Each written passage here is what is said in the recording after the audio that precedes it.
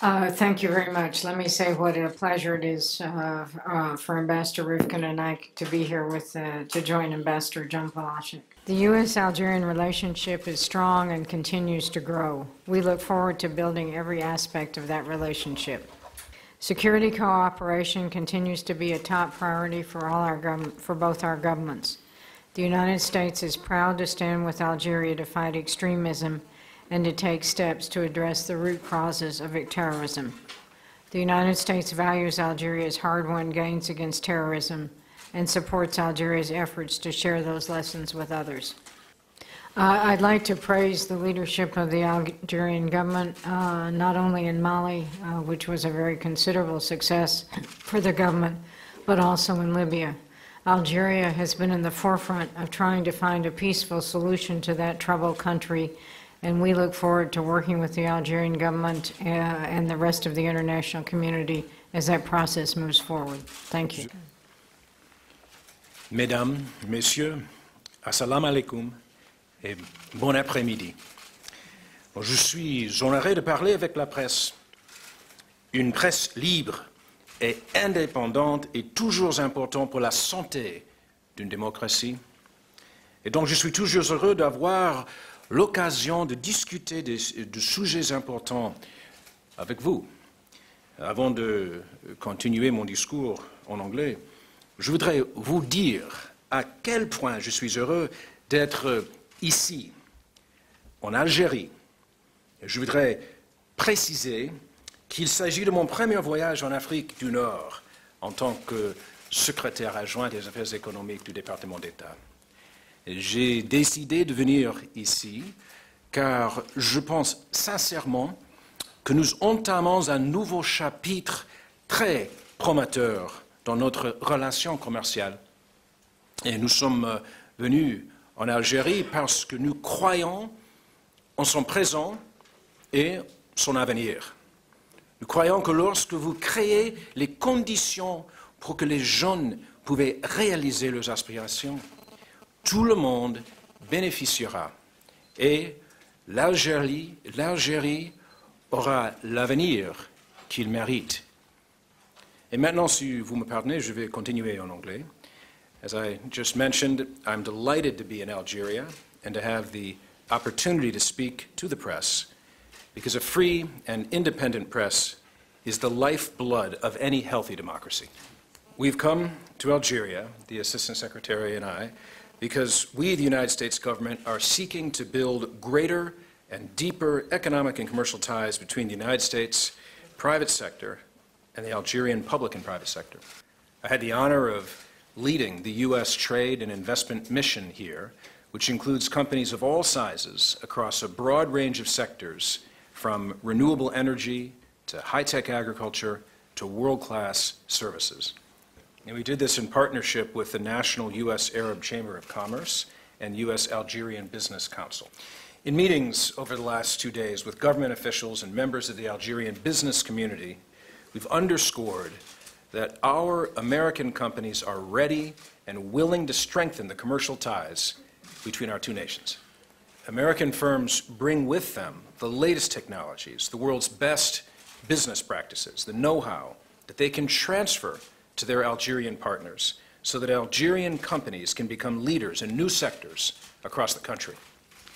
American companies also bring with them a culture of promoting innovation, an entrepreneurial spirit that proves over and over again to be our greatest export. We don't claim to have a monopoly on these traits. We know that these qualities are very, very much alive in the hearts and the minds of the Algerian people, and that's why we support a business-friendly climate that can foster creativity and which rewards rather than stigmatizes entrepreneurs who have the courage and the vision to take risks. And in these kinds of environments, small and medium enterprises will be able to do what they do best: foster economic growth, create jobs, and contribute to the rapid diversification that can help Algeria take its rightful place in the future.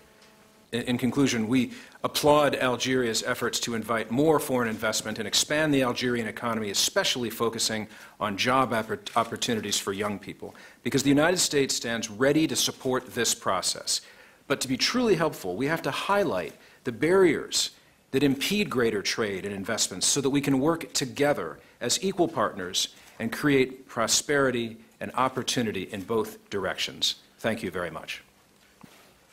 Thank you, Ambassadors Rivkin and Patterson. And now we will open the floor to questions.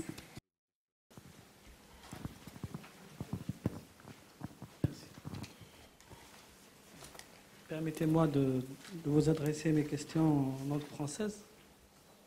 Okay, merci. Bon, ma première question est la suivante.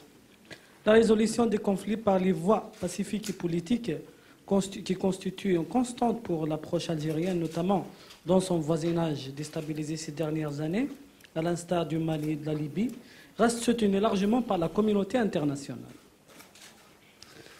Et ça a été confirmé par la dernière réunion du Conseil de sécurité sur la Libye après les appels de l'Égypte pour une intervention militaire internationale dans ce pays en crise.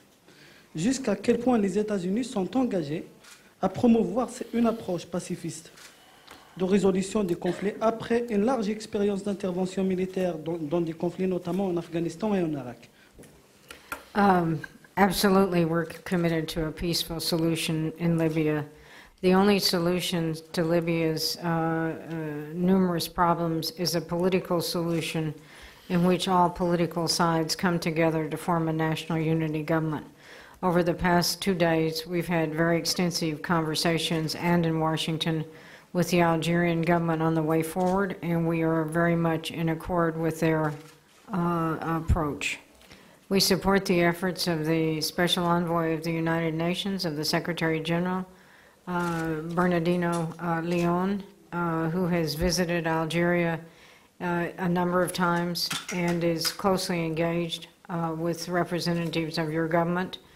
And again, they have been very supportive of his process. Vous avez déclaré qu'une meilleure promotion de ces relations nécessite d'identifier les contraintes qui puissent exister. Quelles sont-elles selon vous? Et dans le même ordre d'idées, est-ce que vous pensez que la conjoncture actuelle économique à l'échelle mondiale, donc marquée par la baisse des prix du pétrole, puisse être un frein justement à une meilleure croissance des échanges économiques et des relations bilatérales commerciales?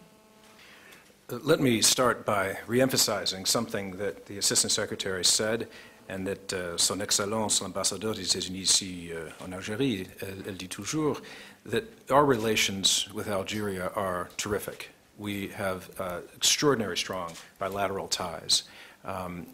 I'm here as the Assistant Secretary of State for Economic Affairs to strengthen the economic ties and to make that relationship even stronger. On cherche toujours, en tant qu'investisseur, la transparence, la prévisibilité et l'état de droit. And if those qualities exist, then we can greatly increase the chance that American businesses will invest in this great country. You asked about obstacles. I won't call it an obstacle, but we have encouraged our counterparts here in Algeria to think about the 51-49 rule, not because large companies like GE and others have problems working with it, but the key to diversification is strengthening small and medium enterprises. And this type of rule makes it difficult for small and medium enterprises without the resources to navigate a market, to find ways of investing in this country.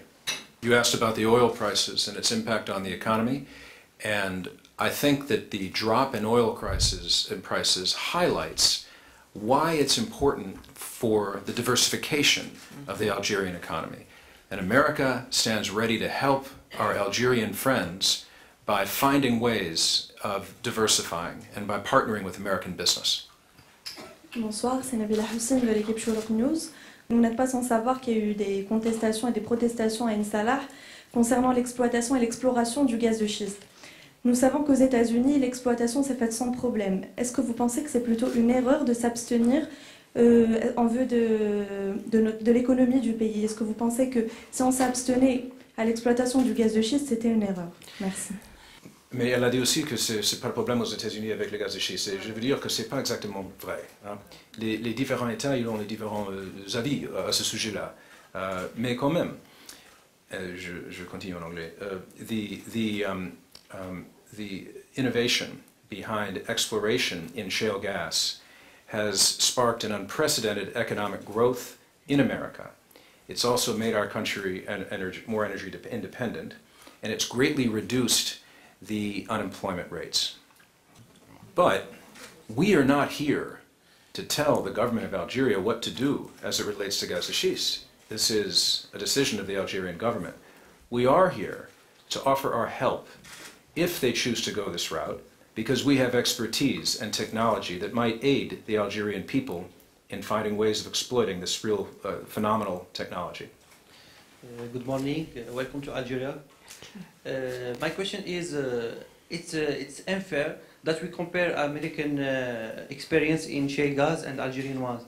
That how Algerian government must do to exploit this kind of energy in order to develop her economy like American experience.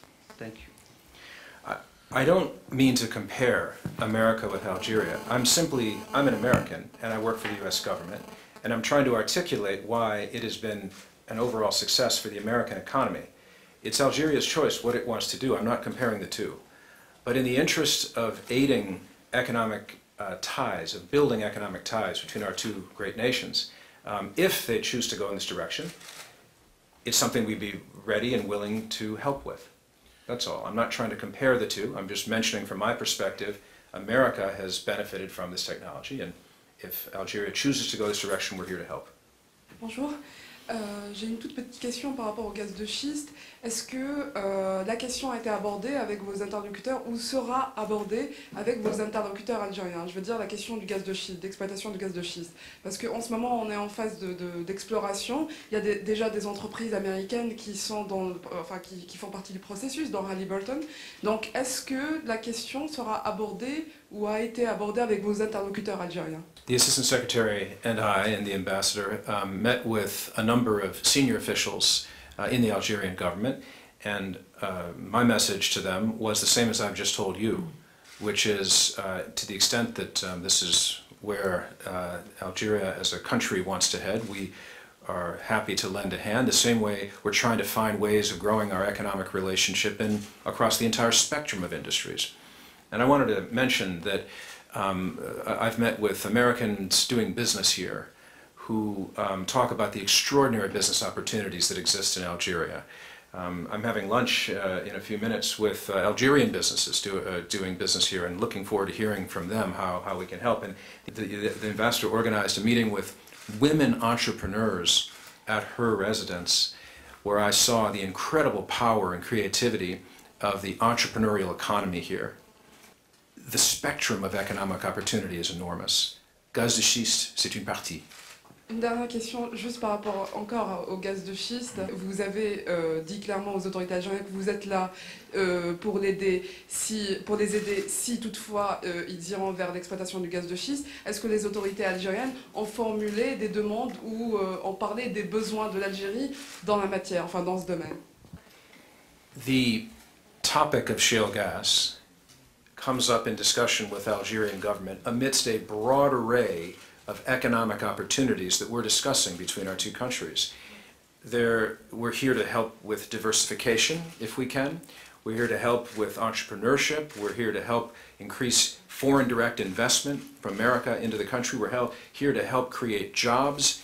In the spectrum of this broad conversation, shale gas comes up, and of course, because we have energy companies here, my response is, if the Algerian government chooses to pursue the path, we're here to help. No, let me just say again that how much we appreciate Algeria's leadership role in the region. And I also want to compliment, I met with the Minister of Justice and the Minister of Religion, and Algeria has been very active in combating violent extremism.